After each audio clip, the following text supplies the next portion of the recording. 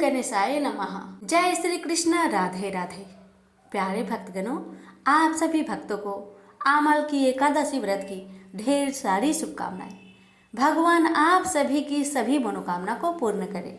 आज के वीडियो में आप सभी श्रवण करेंगे आमल की एकादशी व्रत की संपूर्ण कथा एक साथ में जानेंगे आमल की एकादशी व्रत की शुभ मुहूर्त और पारण का सही समय। हिंदू धर्म में हर माह के शुक्ल पक्ष और कृष्णा पक्ष की एकादशी तिथि का बड़ा महत्व होता है। फाल्गुन माह में शुक्ल पक्ष की एकादशी तिथि को आमल की एकादशी के नाम से जाना जाता है। इस दिन भगवान विष्णु और लक्ष्मी माता के साथ शिव और गौरी की भी पूजा का विधान है। मान्यता है कि आमल की एकादशी का व्रत रखने से जीवन के सभी कष्ट दूर होते हैं और जीवन में सुख समृद्धि और खुशहाली आती है। तो भक्त विधि विधान के साथ आमल की एकादशी का व्रत रखते हैं और इन कथाओं का श्रवण करते हैं तो उनकी सभी मनोरथ विष्णु भगवान शीघ्र ही पूर्ण कर देते हैं। तो आइए प्यारे भक्तगणों, कथा शुरू करने से पहले हम जानते हैं आमल की एकादशी व्रत की शुभ मुहूर्त और पारण का समय और फिर श्रवण करें कथा। आमल की एकादशी का शुभ मुहूर्त। हिंदू पंचांग के अनुसार इस साल फाल्गुन माह शुक्ल पक्ष की एकादशी तिथि की शुरुआत दोपहर को 12:21 पर होगी और अगले दिन यानी 21 मार्च को 2:22 पर समाप्त होगी। इसलिए उदया तिथि के अनुसार 20 मार्च को आमल की एकादशी मनाई जाएगी। पारण की टाइमिंग 21 मार्च को दोपहर 1:07 से लेकर 3:32 तक आमल की एकादशी का व्रत का पारण किया जा सकता है।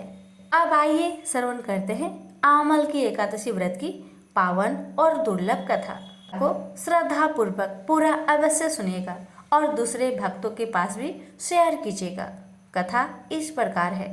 धर्मराज युधिष्ठिर बोले, हे जनार्दन, आपने फाल्गुन के कृष्णा पक्ष की विजया एकादशी का सुंदर वर्णन करते हुए सुनाया है। अब आप फाल्गुन माह के शुक्ला पक्ष की एकादशी का क्या नाम है तथा उसकी विधि क्या है, कृपा करके आप मुझे बतलाए। श्री भगवान बोले, हे राजन, फाल्गुन मास के शुक्ला पक्ष की एकादशी का नाम आमल की एकादशी है। इस व्रत के करने से समस्त पाप नष्ट हो जाते हैं तथा इसके प्रभाव से 1000 गौदान का फल प्राप्त होता है। इस व्रत के करने से समस्त पाप नष्ट हो जाते हैं। हे राजन, अब मैं आपको महर्षि वशिष्ठ जी द्वारा राजा मानधाता को सुनाई पौराणिक कथा के बारे में बताता हूँ। आप इसे ध्यान पूर्वक सुने। व्रत कथा। राजा मानधाता बोले कि हे वशिष्ठ जी, यदि आप मुझ पर कृपा करें तो किसी ऐसे व्रत की कथा कहिए जिससे मेरा कल्याण हो। महर्षि वशिष्ठ बोले कि हे राजन, सब व्रतों से उत्तम और अंत में मोक्ष देने वाले आमल की एकादशी के व्रत के मैं वर्णन करता हूँ। यह एकादशी फाल्गुन माह के शुक्ल पक्ष में होती है। प्राचीन समय में वैदिक नामक एक नगर था। उस नगर में ब्राह्मण, वैश्य, क्षत्रिय, शूद्र चारों वर्ण के लोग प्रसन्नता पूर्वक रहते थे। नगर में सदैव वेद ध्वनि गूंजा करती थी। उस नगरी में कोई भी पापी, दुराचारी, नास्तिक आदि न था। उस नगर में चित्ररथ नामक चंद्रवंशी राजा राज्य करता था। वह उच्च कोटि का विद्वान तथा धार्मिक प्रवृत्ति का व्यक्ति था। उसके राज्य में कोई भी गरीब नहीं था और ना ही कंजूस। उस राज्य के सभी लोग विष्णु भक्त थे। वहाँ के छोटे बड़े सभी निवासी प्रत्येक एकादशी का उपवास करते थे। एक बार फाल्गुन माह के शुक्ला पक्ष की आमल की नामक एकादशी आई। उस दिन राजा और प्रत्येक प्रजाजन, वृद्ध से बालक तक ने आनंद पूर्वक उस एकादशी को उपवास किया। राजा अपनी प्रजा के साथ मंदिर में आकर कलश स्थापित करके तथा धूप दीप नैवेद्य पंचरत्न छत्र आदि से धात्री का पूजन करने लगा। वे सब धात्री की इस प्रकार स्तुति करने लगे, हे धात्री, आप ब्रह्म स्वरूपा है। आप ब्रह्मा जी द्वारा उत्पन्न हो और सभी पापों को नष्ट करने वाली हैं। आपको नमस्कार है। आप मेरा अर्घ्य स्वीकार करो। आप श्री रामचंद्र जी के द्वारा सम्मानित है। मैं आपसे प्रार्थना करता हूँ, मेरे सभी पापों का हरण करो। उस मंदिर में रात को सभी ने जागरण किया। रात के समय उस जगह एक बहेली आया। वह महापापी तथा दुराचारी था। अपने कुटुंब का पालन वह जीव हिंसा करके करता था।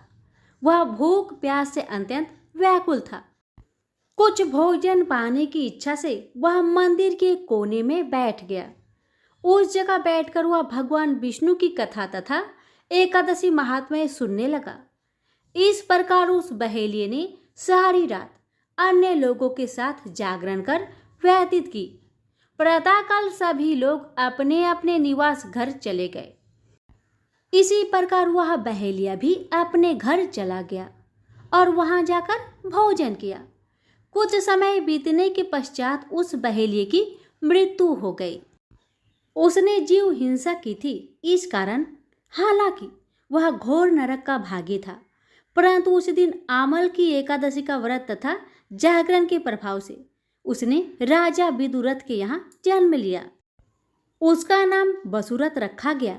बड़ा होने पर वह चतुरंगिनी सेना सहित तथा धन्य धान्य से युक्त होकर 10 सहस्त्र ग्रामों का संचालन करने लगा।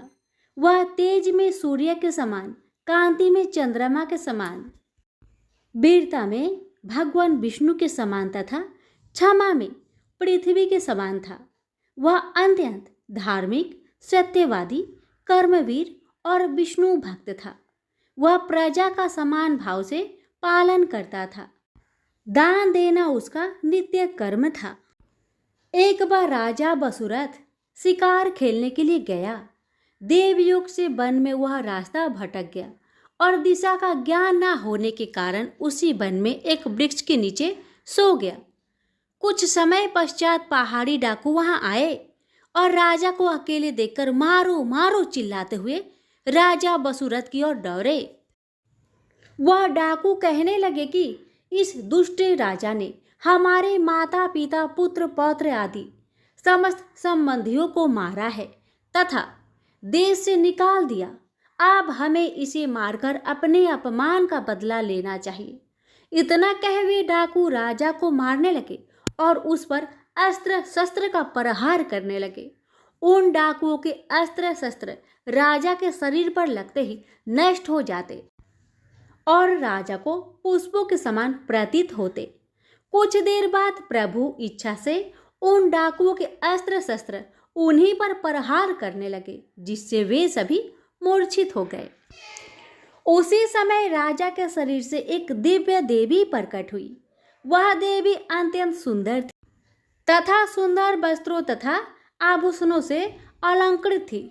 उसकी भूख कुरूटी टेढ़ी थी। उसकी आंखों से क्रोध की भीषण लपटें निकल रही थी। उस समय वह काल के समान प्रतीत हो रही थी। उसने देखते ही देखते उन सभी डाकुओं का समूल नाश कर दिया। नींद से जागने पर राजा ने वहां अनेक डाकुओं को मृत देखा। वह सोचने लगा, किसने इन्हें मारा? इस वन में कौन मेरा हितैषी रहता है? राजा वसुरथ ऐसा विचार कर ही रहा था कि तभी आकाशवाणी हुई, हे राजन, इस संसार में भगवान विष्णु के अतिरिक्त तेरी रक्षा कौन कर सकता है? इस आकाशवाणी को सुनकर राजा ने भगवान विष्णु को स्मरण कर उन्हें प्रणाम किया।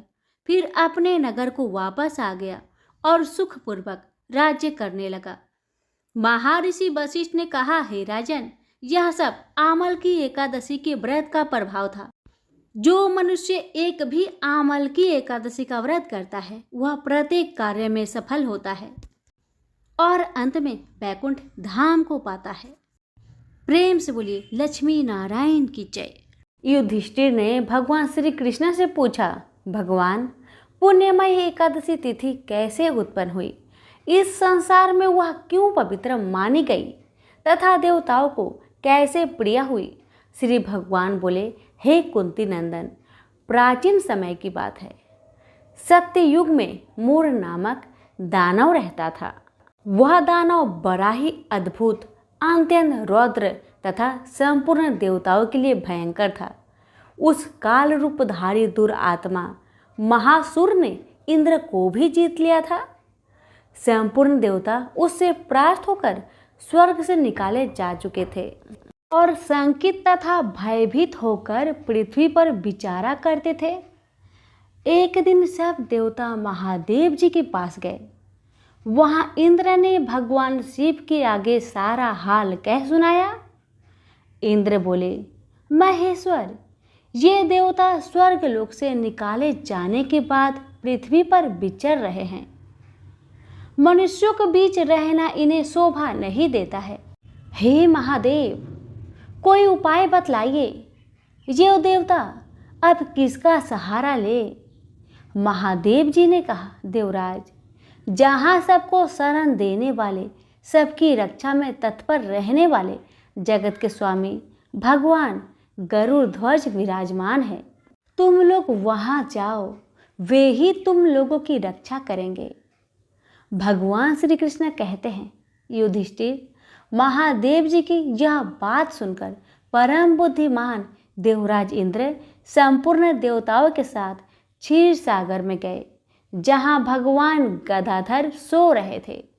इंद्र ने हाथ जोड़कर उनकी स्तुति की। इंद्र बोले, देवेश्वर, आपको नमस्कार है।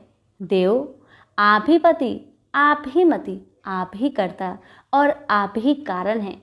आप ही सब लोगों की माता और आप ही इस जगत के पिता हैं। देवता और दानव दोनों ही आपका वंदना करते हैं। पुंडरीकाक्ष, आप दैत्यों के शत्रु हैं। मधुसूदन, आप हम लोगों की रक्षा कीजिए। प्रभु जगन्नाथ, अत्यंत उग्र स्वभाव वाले महाबली मूर दैत्य नामक दैत्य ने इन संपूर्ण देवताओं को जीतकर स्वर्ग से बाहर निकाल दिया है। भगवान देवेश्वर, शरणागत वत्सल, देवता भयभीत होकर आपकी शरण में आए हैं। दानवों का विनाश करने वाले कमल नयन भक्त वत्सल देवेश्वर जनार्दन, हमारी रक्षा कीजिए, रक्षा कीजिए। भगवान, शरण में आए हुए देवताओं की सहायता कीजिए। इंद्र की बात सुनकर भगवान विष्णु बोले, देवराज, यह दानव कैसा है? उसका रूप और बल कैसा है तथा उस दुष्ट के रहने का स्थान कहाँ है? इंद्र बोले, देवेश्वर, पूर्व काल में ब्रह्मा जी के वंश में तालजंग नामक एक महान असुर उत्पन्न हुआ था, जो अत्यंत भयंकर था। उसका पुत्र मूर दानव के नाम से विख्यात है। वह भी अत्यंत उत्कट, महापराक्रमी और देवताओं के लिए भयंकर है। चंद्रावती नाम से प्रसिद्ध एक नगरी है, उसी में स्थान बनाकर वह निवास करता है। उस दैत्य ने समस्त देवताओं को परास्त करके उन्हें स्वर्ग लोक से बाहर कर दिया है। उसने एक दूसरे ही इंद्र को स्वर्ग के सिंहासन पर बैठाया है। अग्नि, चंद्रमा, सूर्य, वायु तथा वरुण भी उसने दूसरे ही बनाए हैं। जनार्दन, मैं सच्ची बात बता रहा हूँ, उसने सब कोई दूसरे ही कर लिए हैं। देवताओं को तो उनके उनके प्रत्येक स्थान से वंचित कर दिया है। इंद्र की बात सुनकर भगवान जनार्दन को बड़ा क्रोध आया। उन्होंने देवताओं को साथ लेकर चंद्रावती नगरी में प्रवेश किया। भगवान गदाधर ने देखा दैत्यराज बारंबार गर्जना कर रहा है और उससे परास्त होकर संपूर्ण देवता दसों दिशाओं में भाग रहे हैं। अब वह दानव भगवान विष्णु को देखकर बोला, खड़ा रह, खड़ा रह। उसकी यह ललकार सुनकर भगवान के नेत्र क्रोध से लाल हो गए। विष्णु भगवान बोले, अरे दुराचारी दानव, मेरी इन भुजाओं को देख।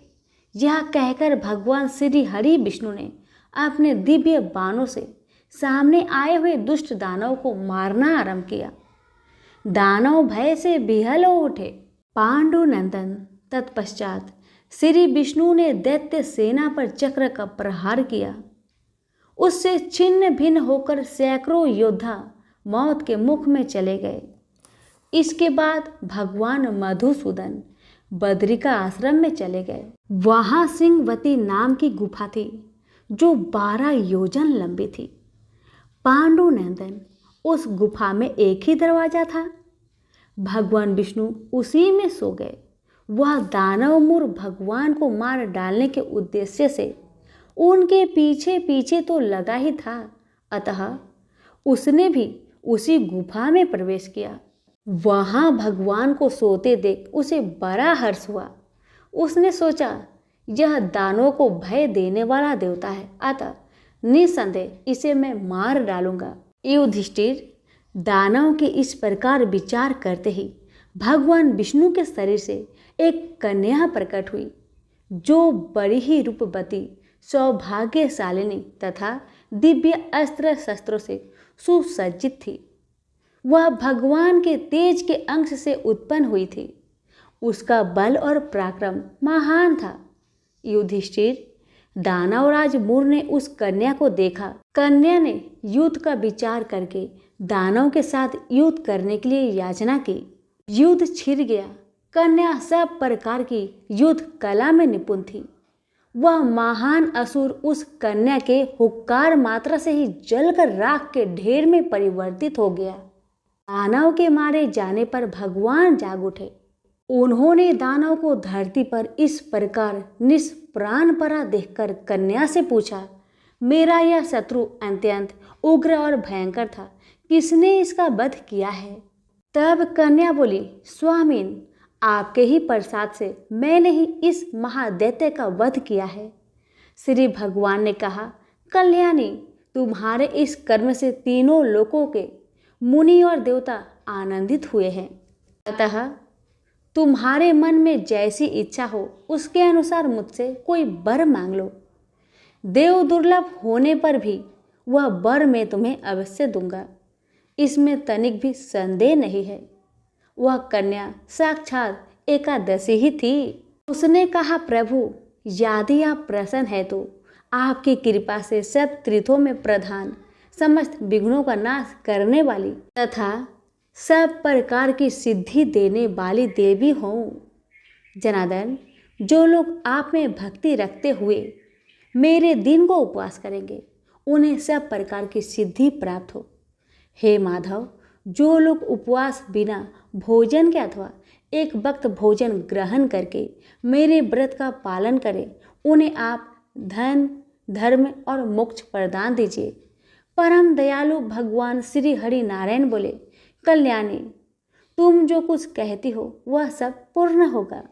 सभी प्रेम से बोलिए, एकादशी माता की जय, लक्ष्मी नारायण की जय। एक बार इंद्र सहित देवताओं ने भगवान शिव की परीक्षा करनी चाहिए। वह देवों के गुरु बृहस्पति के साथ कैलाश पर्वत पर पहुंचे।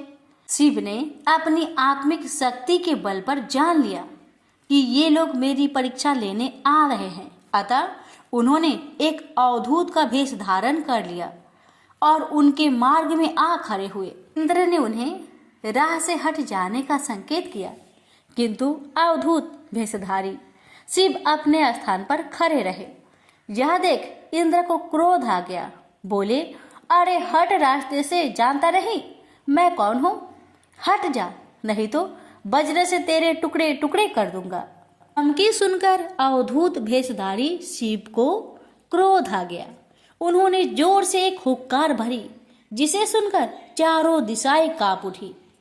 गुरु बृहस्पति तुरंत भाव गए कि अवधूत वास्तव में कोई और न होकर स्वयं भगवान शिव है। उन्होंने इंद्र को संकेत करके कहा, क्या अनर्थ कर रहे हो सुरेंद्र? तुम भगवान शिव को नहीं पहचान रहे हो, ये तो साक्षात भगवान शिव है। इंद्र को अपनी भूल का ज्ञान हुआ।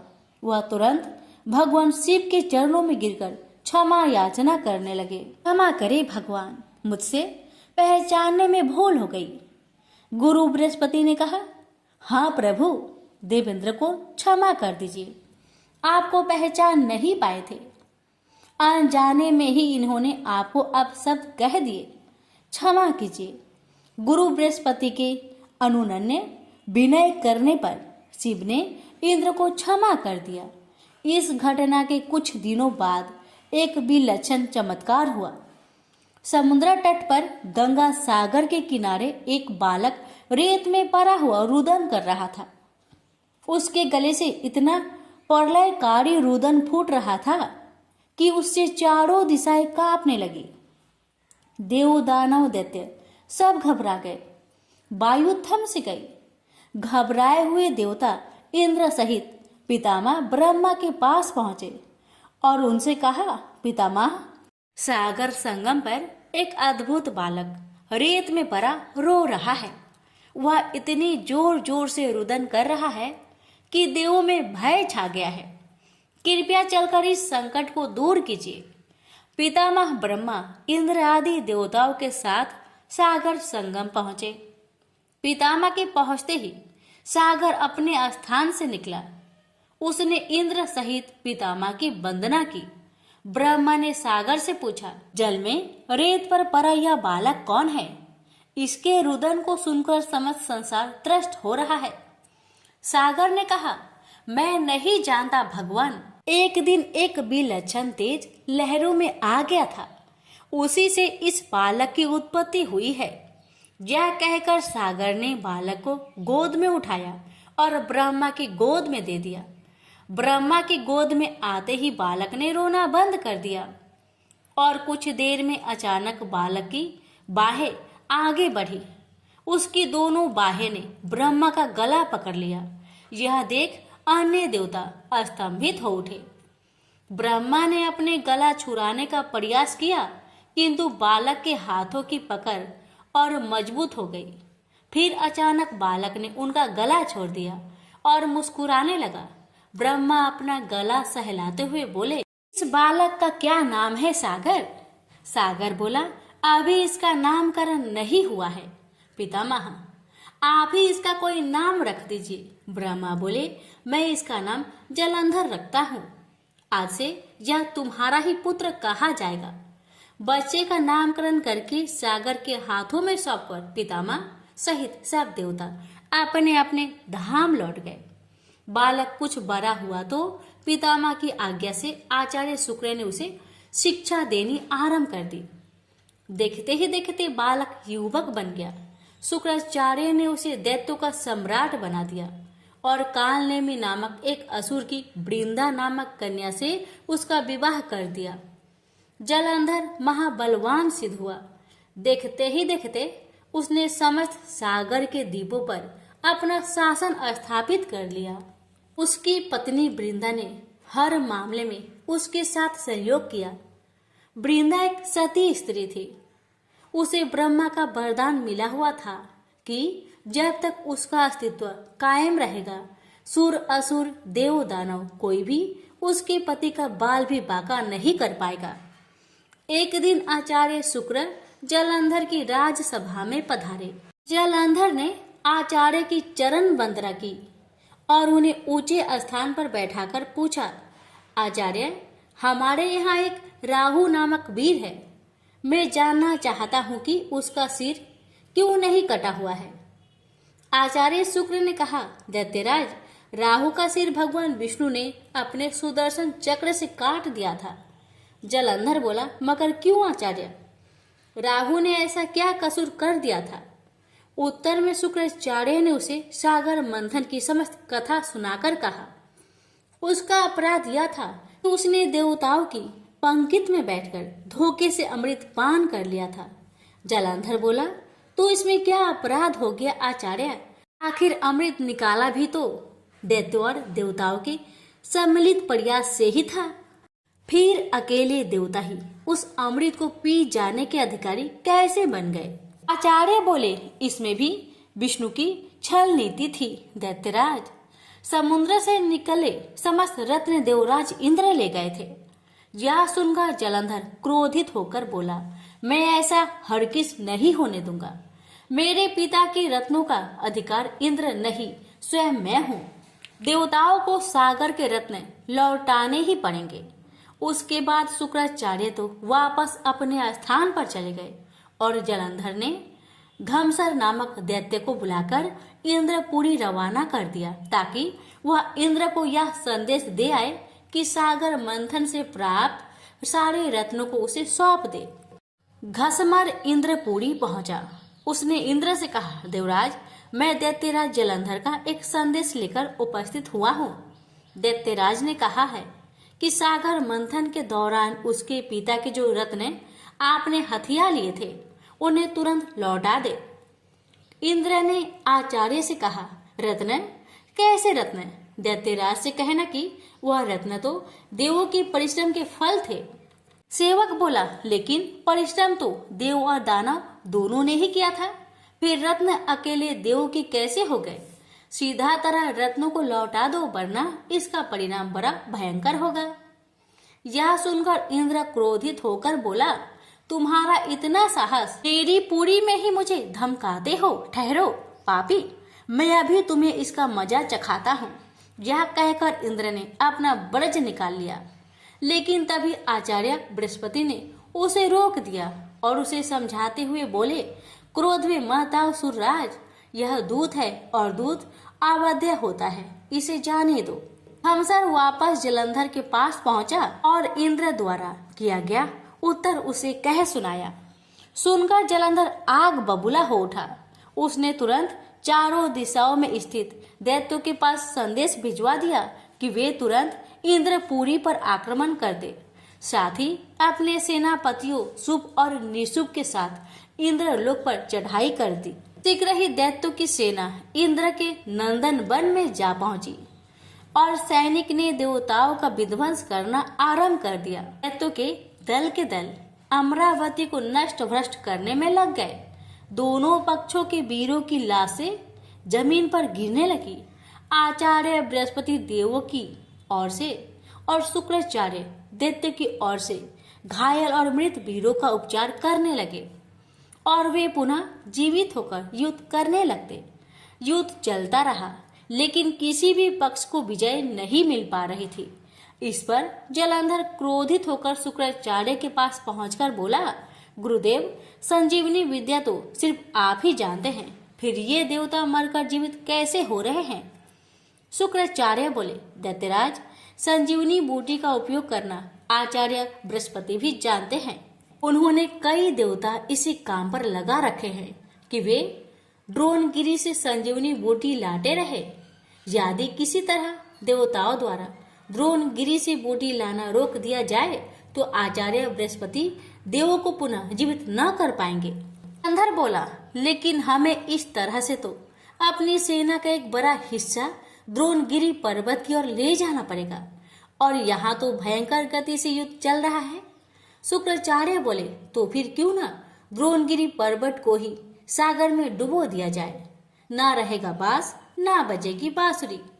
शुक्राचार्य की बात सुनकर जलंधर अमरावती छोड़कर द्रोणगिरी पर्वत पर जा पहुंचा और अपने मंत्रविद बाणों से उसे समुद्र में डुबो दिया। इससे देवताओं को संजीवनी बूटी मिलनी बंद होने लगी। देवताओं में घबराहट फैल गई। इंद्र घबराता हुआ आचार्य बृहस्पति के पास पहुंचा। बोला, हमारे वीर बड़ी संख्या में हताहत हो रहे हैं। आचार्य, अब क्या होगा? इस तरह तो समस्त देवताओं का विनाश हो जाएगा। आचार्य बृहस्पति बोले, मेरी सलाह मानो देवेंद्र, यह युद्ध तुरंत बंद कर दो और अपनी सेना सहित भागकर जान बचा लो। जलंधर भगवान शिव के तेज से पैदा हुआ है। इसमें भगवान शिव का अपार बल है। तुम अपनी जान बचाओ, बाद में कोई न कोई उपाय जलंधर को मारने का निकल ही आएगा। आचार्य बृहस्पति की सलाह मानकर देवता युद्ध छोड़कर भाग निकले और मेरु पर्वत की कंदराओं में जा छिपे। शुभ निशुभ सहित दैत्यों की सेना ने उनका पीछा किया, किंतु देवता पहाड़ की गुफाओं में पहुंचकर अदृश्य हो गए। थक हार कर दैत्यों की सेना वापस लौट पड़ी। जलंधर ने सारी अमरावती को लूट लिया और स्वयं इंद्र के सिंहासन पर बैठ गया। इंद्र मेरु पर्वत की कंदराओं से निकला और अपनी साथियों के साथ भगवान विष्णु के पास पहुंचा। उसने भगवान विष्णु से प्रार्थना की, रक्षा कीजिए प्रभु, जलंधर ने समस्त अमरावती तबाह कर दिया है। हजारों देवता मारे गए हैं। स्वयं मैं भी मुश्किल से जान बचाकर यहाँ तक आया हूँ। विष्णु ने इंद्र को अवशासन देते हुए कहा, घबराओ मत सूर्यराज, मैं स्वयं तुम्हारी सहायता को चलता हूँ।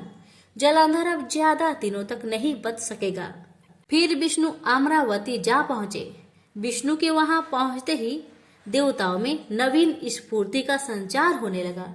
वे शत्रु सेना पर प्रहार करने लगे। जलंधर बड़े प्रबल वेग से विष्णु के सम्मुख आ डटा। विष्णु जिस भी अस्त्र शस्त्र का उस पर प्रयोग करते, जलंधर उन्हें तुरंत निष्फल कर देता। आखिर में विष्णु ने हार मान ली। बोला, तुम वाकई वीर हो जलंधर, मेरे इतने अस्त्रों को भी तुमने निष्फल कर दिया। अब यह युद्ध बंद कर दो। जलंधर बोला, यह युद्ध अब एक ही शर्त पर बंद हो सकता है देव, यदि आप मेरी बहन लक्ष्मी सहित मेरे दीपों पर मेरा आतिथ्य स्वीकार करें। विष्णु ने जलंधर की शर्त स्वीकार कर ली। जलंधर के आदेश पर युद्ध बंद हो गया। भगवान विष्णु लक्ष्मी सहित सागर द्वीप पर पहुंचे। जलंधर अमरावती की सारी संपदा को अपनी राजधानी ले आया और बड़े प्रेम से भगवान विष्णु की आतिथ्य सेवा करने लगा। एक दिन देवऋषि नारद उनकी सभा में पधारे। जलंधर ने उनका स्वागत सत्कार किया। नारद जी बोले, दैत्यराज, इस समय समस्त ऐश्वर्य तुम्हें उपलब्ध है, किंतु एक चीज की कमी है। जलंधर बोला, कमी? किस चीज की कमी है देवऋषि? सब कुछ तो मेरे पास मौजूद है। नारद बोले, एक ऐसी सुंदरी की कमी है जो सुंदर होते हुए भी सर्वगुण संपन्न हो। हालांकि तुम्हारी पत्नी वृंदा स्वयं भी बहुत सुंदर है, किंतु शिव की पत्नी पार्वती की बात ही कुछ और है। जलंधर बोला, यदि ऐसा है तो देवऋषि मैं पार्वती को जरूर अपनी पत्नी बनाऊंगा। मैं आज ही अपना सेना को कैलाश पर चढ़ाई करने का आदेश देता हूँ। मतिमंद जलंधर अपनी सेना लेकर कैलाश पर्वत पर टूट पड़ा। उसकी सेना और शिव गणों में भयंकर युद्ध छिड़ गया। आखिर शिव की गण युद्ध भूमि छोड़कर भाग निकले। विवश होकर भगवान शिव को युद्ध भूमि में जाना पड़ा। अपने स्वामी की उपस्थिति में शिव गणों का उत्साह बढ़ गया। वे तीव्र वेग से दैत्य सेना पर टूट पड़े और उनका संहार करना शुरू कर दिया। शिव जलंधर के सम्मुख आ डटे। दोनों में विकट युद्ध छिड़ गया। दूसरी ओर भगवान विष्णु अपनी कुछ और ही माया रच रहे थे। जलंधर की पत्नी वृंदा एक महान प्रतिव्रता नारी थी। विष्णु ने जलंधर का वेश धारण किया और उसके सेनागार में जा पहुंचे। उन्होंने वृंदा का आलिंगन किया, लेकिन वृंदा को यह आभास हो गया कि उसकी पति का वेशधारी यह व्यक्ति उसका पति नहीं है। अतः कड़क कर बोली, कौन है तू? विष्णु अपने वास्तविक रूप में प्रकट हुए और हंसते हुए बोले, मुझे बहुत खेद है वृंदा, लेकिन ऐसा करना अवश्य हो गया था। तेरा पति तेरे ही कारण अजय था। अब उसे मारने में भगवान शिव को कोई परेशानी नहीं होगी।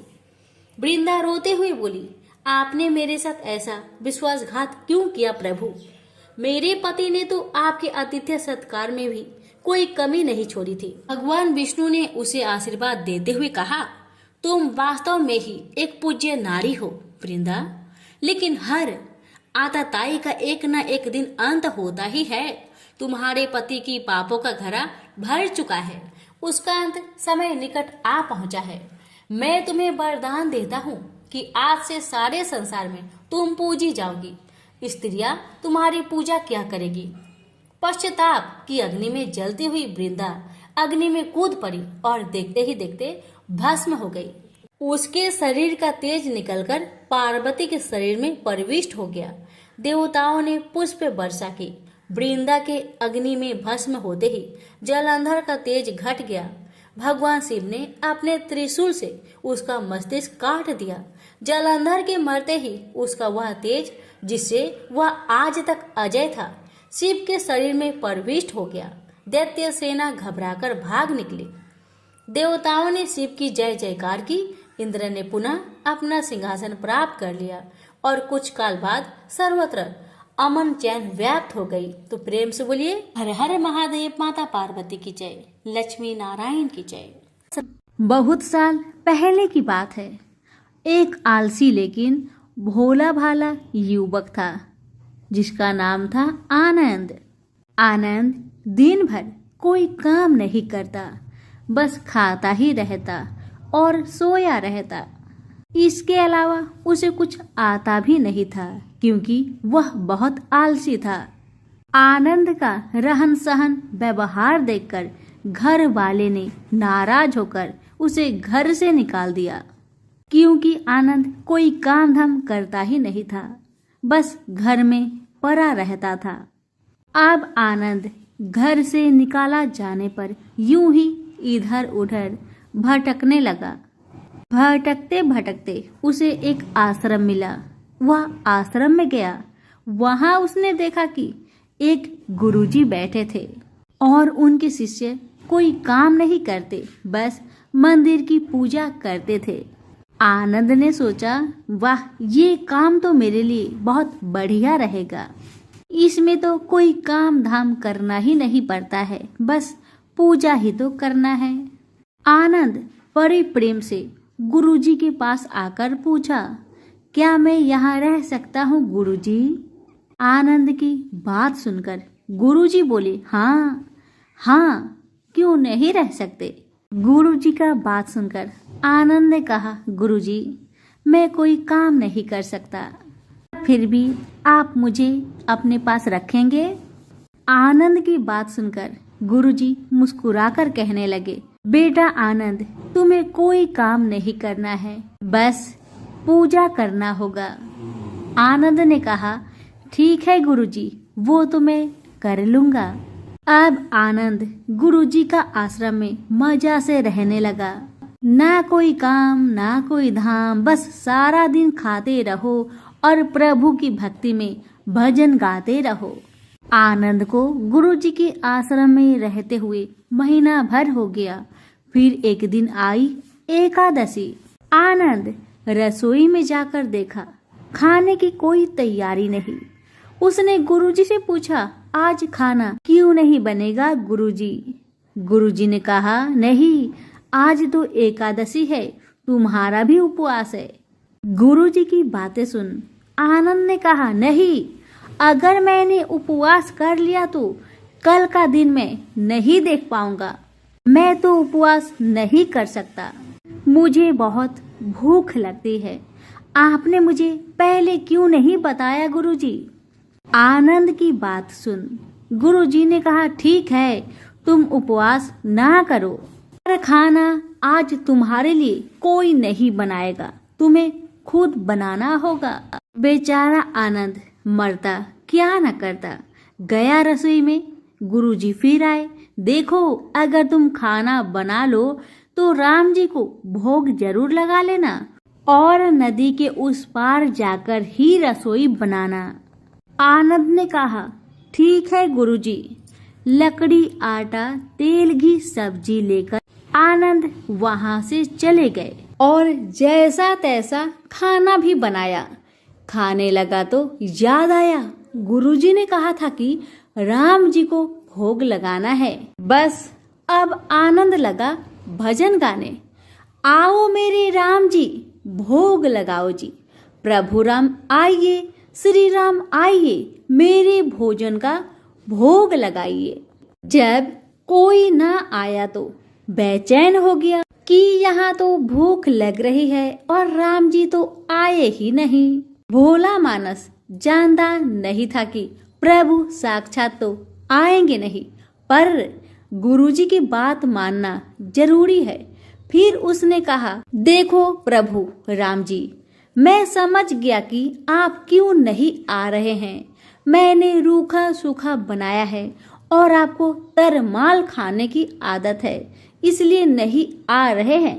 तो सुनो प्रभु, आज वहाँ भी कुछ नहीं बना है। सबका आज एकादशी व्रत है, खाना हो तो यह भोग ही खाओ। प्रभु श्री राम अपने भक्त की मासूमियत पर बड़े मुस्कुराए और माता सीता के साथ प्रकट हो गए। ये देखकर भक्त असमंजस में पड़ गया और मन ही मन में सोचने लगा कि गुरुजी ने तो कहा था कि राम जी आएंगे, पर यहाँ तो माता सीता भी आई है। और मैंने तो भोजन बस 2 लोगों का बनाया है। चलो कोई बात नहीं, आज इन्हें ही खिला देते हैं, मैं भूखा ही रह जाता हूँ। आनंद बोला, प्रभु मैं भूखा रह गया, लेकिन मुझे आप दोनों को देखकर बड़ा अच्छा लग रहा है। लेकिन अगली एकादशी पर ऐसा ना करना, पहले बता देना कि कितने जन आ रहे हो, और हाँ थोड़ा जल्दी ही आना। राम जी उसकी बात पर बड़े मुद्दित हुए और प्रसाद ग्रहण कर चले गए। अगली एकादशी तक यह भोला मानस सब भूल गया। उसे लगा प्रभु ऐसे ही आते होंगे और प्रसाद ग्रहण करते होंगे। फिर एकादशी आई तो आनंद ने गुरुजी से कहा, गुरुजी मैं चला खाना बनाने, पर इस बार थोड़ा ज्यादा अनाज लगेगा क्योंकि वहाँ 2 लोग आते हैं। गुरुजी आनंद की बात सुनकर मुस्कुराए और मन ही मन सोचने लगे, भूख के मारे आनंद बावला हो गया है। ये सोचकर उन्होंने कहा, ठीक है ले जा और अनाज ले जा। अब की बार आनंद ने 3 लोगों का खाना बनाया और फिर गुहार लगाई, प्रभु राम आइए, सीताराम आइए, मेरे भोजन का भोग लगाइए। प्रभु की महिमा निराली है। भक्त के साथ कौतुक करने में उन्हें बड़ा मजा आता है। इस बार तो भगवान भाई लक्ष्मण, भरत, शत्रुघ्न और हनुमान जी को लेकर आ गए। ये देखकर भक्त को चक्कर आ गया कि यह क्या हुआ, एक का भोजन बनाया तो 2 आए, आज 2 का खाना ज्यादा बनाया तो पूरा खानदान आ गया। लगता है आज भी भूखा ही रहना पड़ेगा। सबको भोजन लगाया और बैठे बैठे देखता रहा। अनजाने में ही उसकी ये भी एकादशी हो गई। फिर अगली एकादशी आने से पहले गुरुजी से कहा, गुरुजी ये आपके प्रभु राम जी अकेले क्यों नहीं आते? हर बार कितने सारे लोग को ले आते हैं, इस बार अनाज ज्यादा देना। गुरुजी को लगा कहीं यह अनाज बेचता तो नहीं, देखना पड़ेगा जाकर। भंडार से कहा, इसे जितना अनाज चाहिए आनंद को दे दो और छुपकर उसे देखने चल पड़े। इस बार आनंद ने सोचा, खाना पहले नहीं बनाऊंगा, पता नहीं कितने लोग आ जाए, पहले बुला लेता हूँ फिर खाना बनाऊंगा। फिर टेर लगाई, प्रभु राम आइए, श्री राम आइए, मेरे प्रभु भोजन का भोग लगाइए। सारा राम दरबार मौजूद। इस बार तो हनुमान जी भी साथ आए, लेकिन यह क्या, प्रसाद तो तैयार ही नहीं है। भक्त ठहरा भोला भाला। भोला भाला आनंद बोला, प्रभु इस बार मैंने खाना नहीं बनाया। प्रभु ने पूछा, क्यों? आनंद बोला, प्रभु मुझे तो मिलता ही नहीं, फिर क्या फायदा खाना बनाने का, आप ही बना लो और खुद ही खा लो। आनंद की बातें सुन राम जी मुस्कुराए, सीता माता भी गदगद हो गई। उसके मासूम जवाब से लक्ष्मण जी बोले, क्या करे प्रभु? प्रभु बोले, भक्त की इच्छा है तो पूरी तो करनी पड़ेगी, चलो लग जाओ काम में। लक्ष्मण जी ने कढ़ाई उठाई, माता सीता आटा सानने लगी।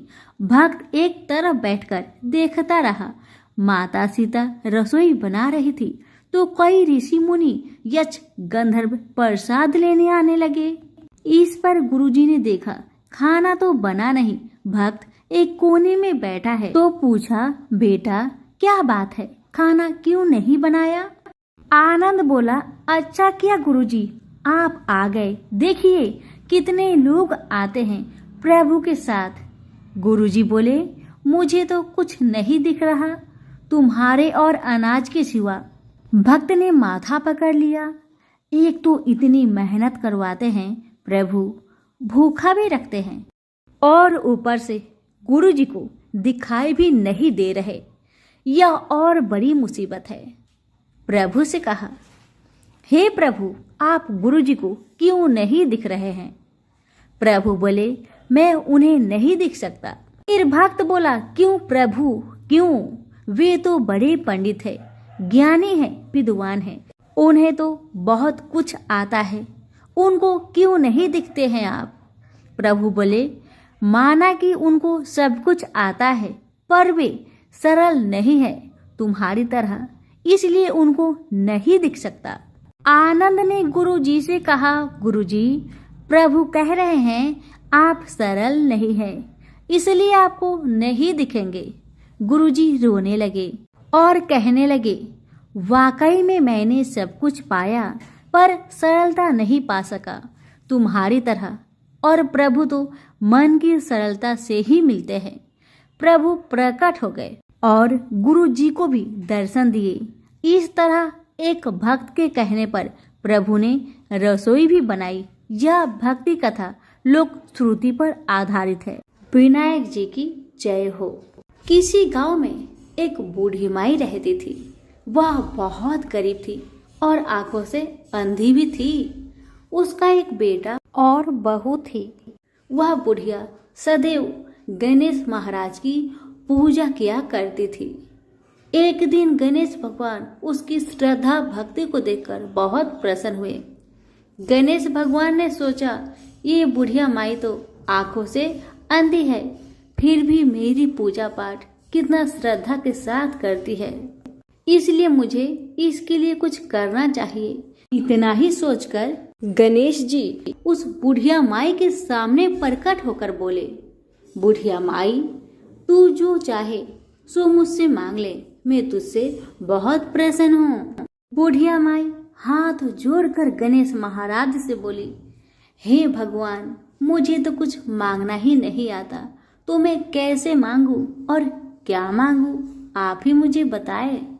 बूढ़ी माई की बातें सुन गणेश महाराज कहने लगे, माई, तू अपने बेटे बहू से पूछकर कुछ मांग लेना। तब बूढ़ी माई ने अपने बेटे से कहा, बेटा, गणेश जी कहते हैं कि तू कुछ मांग ले, तो तुम बताओ बेटा, मैं क्या मांगू। बेटा ने कहा, माँ, तुम ढेर सारा धन दौलत मांग ले। बहू से पूछा तो बहू ने कहा कि आप नाती मांग लीजिए माँ जी।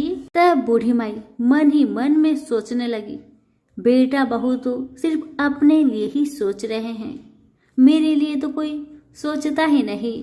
इतना सोचकर बूढ़ी माई ने सोचा, एक बार अपनी पड़ोसन से पूछ कर आऊं कि मेरी पड़ोसन क्या कहती है। बुढ़िया ने पड़ोसन से पूछा तो उसने कहा, बुढ़िया माई, तू तो थोड़े दिन ही जिएगी, क्या तू धन मांगे और क्यों नाती मांगे, तू तो अपनी आंखों की रोशनी मांग ले, जिससे तेरी जिंदगी आराम से कट जाएगी। बेटा बहू और पड़ोसन का राय लेकर बुढ़िया माई गणेश महाराज के पास आई और बोली, हे गणेश महाराज, यदि आप मुझ पर प्रसन्न है तो मुझे 9 करोड़ की माया दे, निरोगी काया दे, अमर सुहाग दे, आंखों की रोशनी दे, नाती दे, पोता दे और सब परिवार को सुख दे और अंत में मोक्ष दे। बुढ़िया माई की बातें सुन गणेश जी कहने लगे, बुढ़िया माई, तुमने तो हमें ठग लिया, फिर भी जो तूने मांगा वजन के अनुसार सब कुछ तुझे मिलेगा। यह कहकर गणेश महाराज अंतर ध्यान हो गए। उधर बूढ़ी माई ने जो कुछ मांगा वह सब कुछ मिल गया। गणेश जी महाराज, जैसे आपने उस बुढ़िया माँ को सब कुछ दिया, वैसे ही सबको देना। कहानी कहने वाले, सुनने वाले, हुक्कारे भरने वाले सभी के परिवार पर अपनी कृपा सदा बनाए रखना। सभी मिलकर बोलिए, गणेश भगवान की जय हो, विनायक महाराज की जय हो। कथा अच्छी लगे तो लाइक शेयर जरूर करें। धन्यवाद।